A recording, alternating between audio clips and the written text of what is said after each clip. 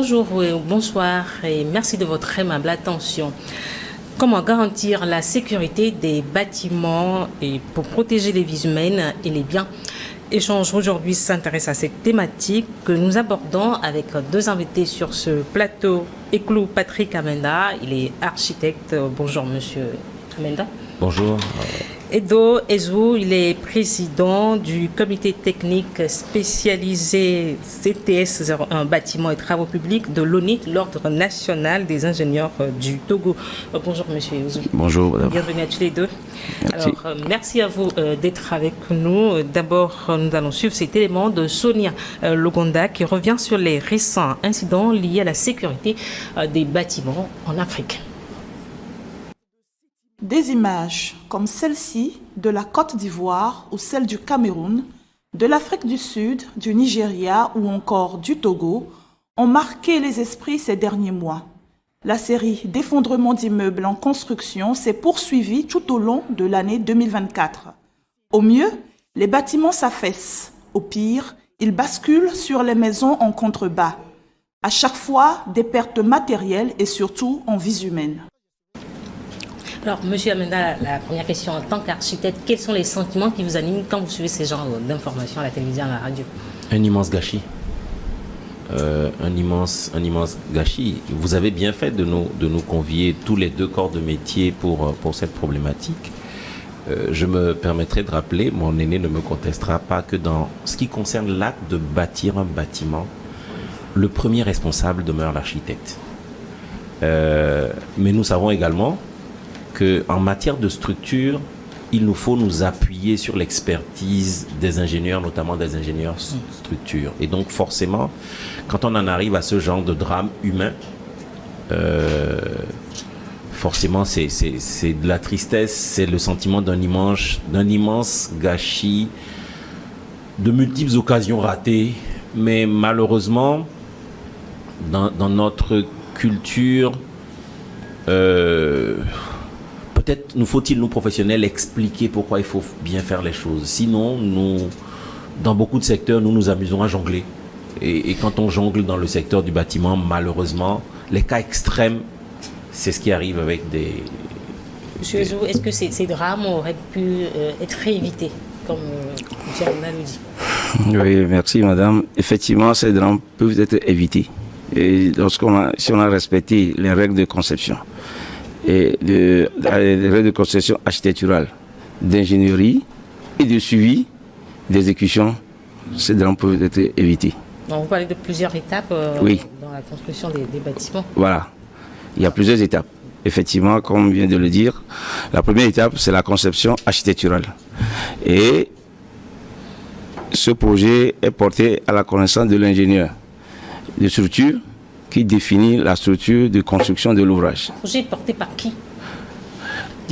Disons que je le reprécise encore, par rapport pour un projet de construction, la personne centrale demeure l'architecte. Nous avons parfois de petits tiraillements avec le confrère ingénieur, mais sur ce sujet, il n'y a pas de débat.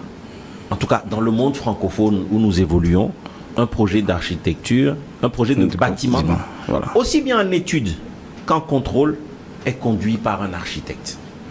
Maintenant, les questions de structure sont traitées par l'ingénieur sous la coordination de l'architecte. Mon aîné est membre de l'ONIT est effectivement là, et je pense que sur ces questions, voilà, c'est comme ça que fonctionne l'orthodoxie.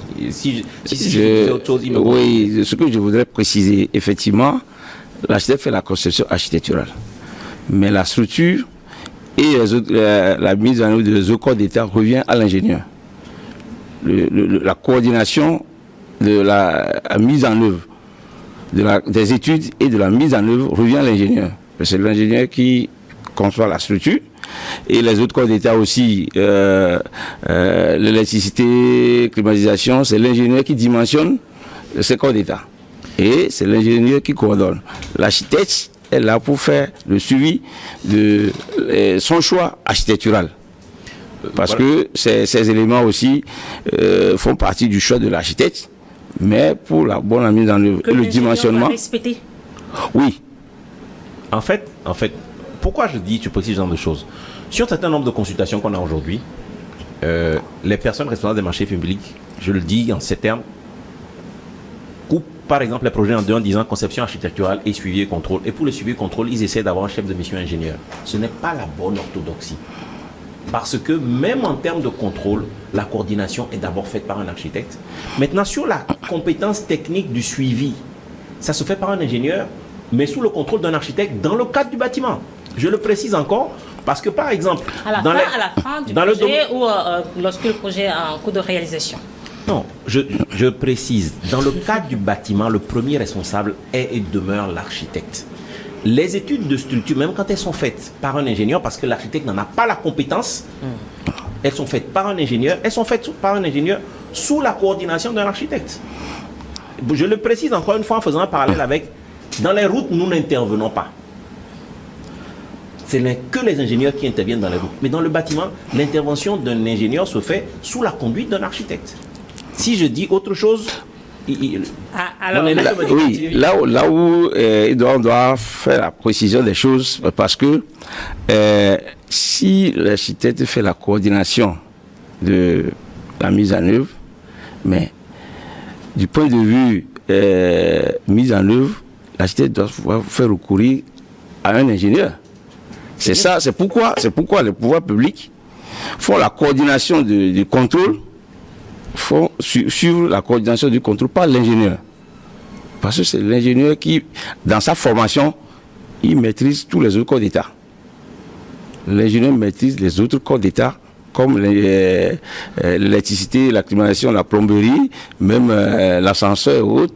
C'est l'ingénieur qui maîtrise. C'est pourquoi le pouvoir public demande la coordination de la mise en œuvre par un ingénieur qui a de l'expérience. Alors, on parle aujourd'hui du concept même de la sécurité des bâtiments. À qui est-ce que cela incombe? À l'ingénieur, l'architecte, je continue de dire qu'en fait, ce qui concerne le bâtiment, le premier responsable demeure l'architecte. Maintenant, sur des corps d'État spécifiques... Je ne semble pas d'accord avec vous. Ce que je dis, je n'invente rien. Après, nous avons une certaine pratique au Togo où un certain nombre de décisions sont prises parce que les ingénieurs sont majoritairement présents dans les structures, c'est tout. Mais ils savent que dans le domaine... Non, je ne suis pas d'accord que c'est parce que les ingénieurs sont... Oui. Non, je dis et je répète encore une fois, dans le secteur du bâtiment, le premier responsable demeure l'architecte. Maintenant, je le dis, sur ces questions spécifiques, pourquoi je dis ça? Lorsque vous concevez un bâtiment et que l'ingénieur fait la structure, il peut arriver qu'il ait besoin de mettre un poteau à un endroit. Oui. À ce moment-là, vous dites non. L'architecte va dire, je ne voudrais pas qu'il y ait de poteau à cet endroit-là, donc faites-moi une autre structure, aussi bien dans les études que dans le suivi. Et donc, la responsabilité de la... Première... Et ce que je veux dire, prenez la loi 90-02 qui définit le premier responsable dans le cadre d'un projet de construction de bâtiment, c'est l'architecte, c'est simplement pas moi qui le dis, c'est la loi qui le dit. Peut-être la loi, il y a la loi et peut-être qu'il y a aussi la pratique. Ça c'est une autre histoire. Et c'est pour ça que je dis que dans le secteur du bâtiment, le premier responsable demeure l'architecte. Même dans le cadre d'un suivi, le suivi de l'ingénieur se fait sous la responsabilité d'un architecte. C'est comme ça que devrait ça se faire l'orthodoxie, en tout cas dans le monde francophone que je connais. Oui, mais moi ce que je n'apprécie pas par rapport, c'est sous le contrôle de l'architecte. L'architecte ne connaît pas ce que je fais. C'est-à-dire que l'architecte ne connaît pas ce que je fais.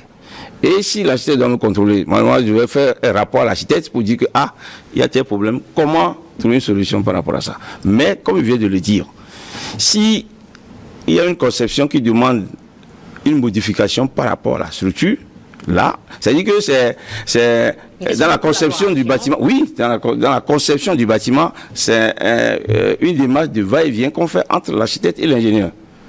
Il y a des fois où on dit que non, si vous voulez l'ouvrage de cette manière, on a besoin de ce poteau. Et on dit à l'architecte, c'est comme ça que ça doit être. Et il peut revoir sa conception par rapport à ça. De la même manière, si nous mettons, par exemple, un poteau quelque part, il dit que non, que moi je ne veux pas ce poteau là-bas, on peut voir si on peut faire une grande portée. Et aussi, par rapport à ça, on étudie le coût, par rapport à ce qu'il demande. Parce que si on met un poteau au milieu d'une portée de 10 mètres, ce n'est pas de la même manière, la poutre qui va passer de la même manière qu'on aura une portée de 5 mètres.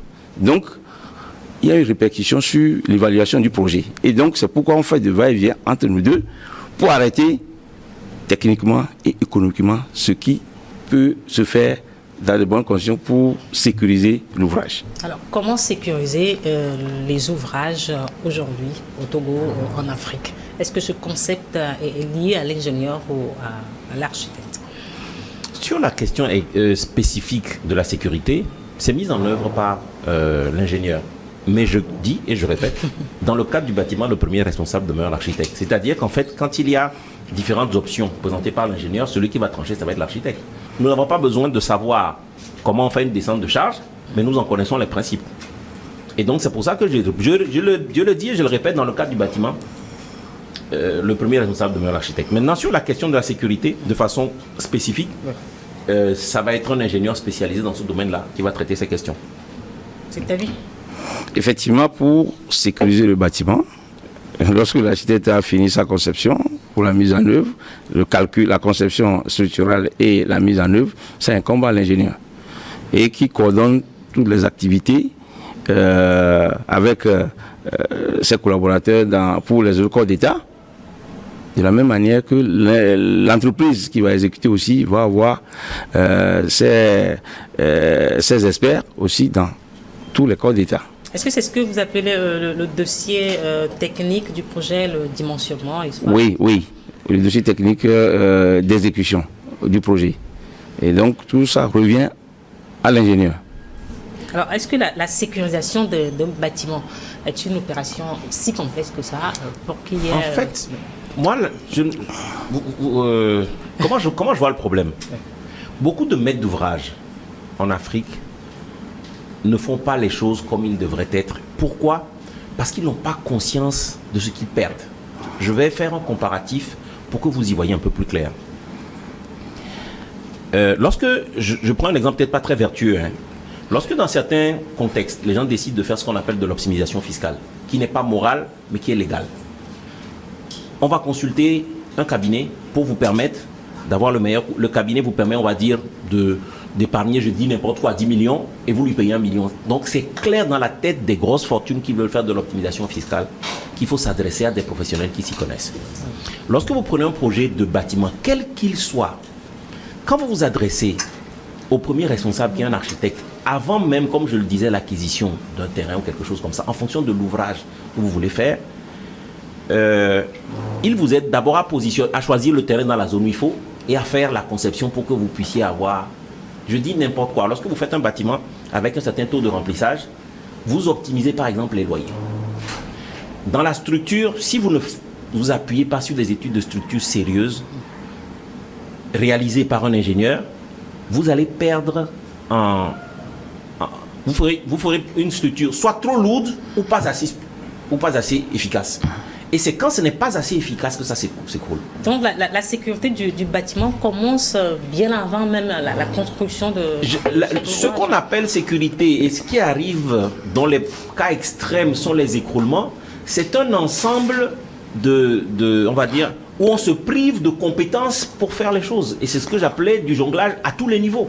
Parce que, comme le disait M. Ezou tout à l'heure, dans la conception et la mise en œuvre, voilà, c'est donc cet ensemble de choses qui doivent être bien faites. Vous avez beau concevoir un très beau dossier technique, vous faites une étude de sol pour apprécier la capacité de portance du sol. En fait, les ouvrages de fondation, ce qu'on appelle les fondations, ce sont des ouvrages qui permettent de transmettre le poids du bâtiment au sol. Donc, dimensionner des fondations, comme le font les ingénieurs, répond à deux principes. Connaître la charge à transmettre, donc le poids total du bâtiment, à savoir charge propre et charge d'exploitation. Et puis connaître la capacité du sol à porter cet ouvrage. Qui fait ces études? Les études sont faites par un ingénieur. Mais ce que je veux dire, c'est que dans le cadre du bâtiment, si j'en parle en ces termes, c'est que je sais de quoi il s'agit. Ce n'est pas moi qui les dimensionne, mais quand je reçois une note de calcul, je sais les lire et savoir où ça va. Donc, je commande une étude de sol qui est réalisée par des laboratoires techniques. Je commande une étude de structure sur la base d'une étude que j'ai faite et je veille à ce que la réalisation soit bien mise en œuvre sous le contrôle de techniciens supérieurs et d'ingénieurs pour qu'au final, l'ouvrage que j'ai conçu corresponde à ce que j'ai imaginé dans ma tête. Parce que en faisant faire et en extrayant l'architecte dans la partie exécution, on a beau faire des plans. La totalité de ce qu'on a conçu ne se traduit pas par écrit. Et même au moment où on exécute, il y a des certains parties qui échappent. C'est pour cela qu'on dit que quand vous prenez quelqu'un qui est au début et à la fin, qui est le chef d'orchestre dans un ouvrage de bâtiment, j'ai dit encore une fois, on n'est pas dans les routes, mais on est dans le bâtiment. Le premier responsable, c'est l'architecte pour ces différentes raisons-là. Et donc, sécuriser, c'est pouvoir dire, quand on a besoin des ingénieurs pour la structure, on en a besoin. Quand on a besoin de faire ce qu'on appelle une notice de sécurité, on la fait rédiger par des cabinets où il y a des pompiers ou des anciens pompiers qui vont pouvoir vous dire, quand l'immeuble est suffisamment haut, il faut mettre 2 escaliers. Quand l'ouvrage va recevoir du public, il faut pouvoir avoir la largeur qu'il faut. Quand vous concevez un stade, par exemple, il faut qu'en 10 minutes, le dernier spectateur puisse être sorti de l'enceinte du stade, même si c'est 120 000 places. Donc, je pense que dans le cas du bâtiment, il n'y a pas grand-chose à inventer. Chacun connaît sa place, chacun sait ce qu'il a à faire. Alors, la sécurisation d'un bâtiment, c'est pas une opération aussi simple que ça, monsieur. Oui, ben, il faut savoir mettre ça en œuvre. L'opération, il faut savoir mettre ça en œuvre. Comme on vient de le dire, comme vous l'avez demandé, le bâtiment, la sécurisation commence même avant la construction. Le choix du terrain. Il y a des zones non constructibles. Donc, lorsque le client a son terrain dans une zone non constructible, normalement, il ne doit pas construire là-bas. Mais aujourd'hui, ce que nous voyons, tout le monde construit là où il a trouvé son terrain. Dans la vallée du Zion. Bon, maintenant, même si c'est le cas, si on veut construire dans la zone, parce que ailleurs on construit dans la mer, on construit dans, oui. Ça dépend de la manière dont on a mené l'opération de construire. Lorsque le client a vu l'architecte, que mon terrain se trouve dans cette zone, on fait appel aux géotechniciens qui vont étudier le sol et préconiser des solutions par rapport au sol. C'est-à-dire, en technique aujourd'hui, tout est possible. Tout est possible. C'est une question de moyens. Nous allons marquer une courte pause, le temps de suivre une nouvelle édition de Journal sur votre chaîne.